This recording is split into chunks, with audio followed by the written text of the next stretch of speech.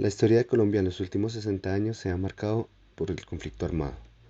En sus inicios, la desigualdad de repartición de la tierra y la falta de espacios para la participación política dieron cabida al uso de la violencia y la lucha armada, un método en el que en los años siguientes se fue reforzando por la irrupción del narcotráfico, el narcoterrorismo, la presencia de nuevos actores políticos y armados en un contexto de lucha revolucionaria, guerra fría y guerra contra el terrorismo. Ha sido transformado el conflicto en su razón de ser y en sus métodos de subsistencia.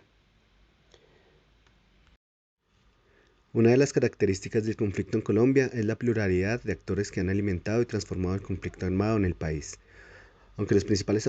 actores del conflicto siempre han sido, en su mayoría, los partidos políticos tradicionales y los movimientos guerrilleros, el surgimiento de diferentes grupos revolucionarios, paramilitares y la influencia del narcotráfico ha tenido mayor o menor predominancia según el periodo que se estudie.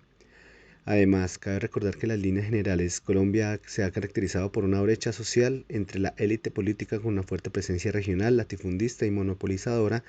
y por otro lado grupos minoritarios como los indígenas, afrodescendientes y campesinos que no han contado con el mismo acceso a los derechos de propiedad ni a los servicios del Estado.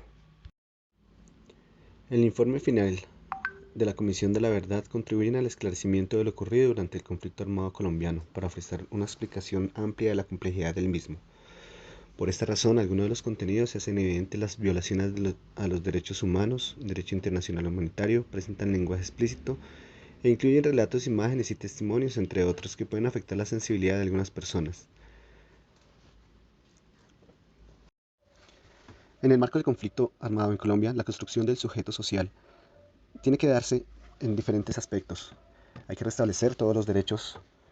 políticos, sociales, de todas las personas quienes han sido víctimas de este conflicto y quienes han sido marginados, desplazados y quienes han tenido que sufrir el suplicio de la violencia en Colombia. De todas las más de 25.000 víctimas, desaparecidos, secuestrados y todas las familias de estos seres que, en fin, tienen que construir y reconstruirse a diario, viviendo tal vez un momento de angustia en sus vidas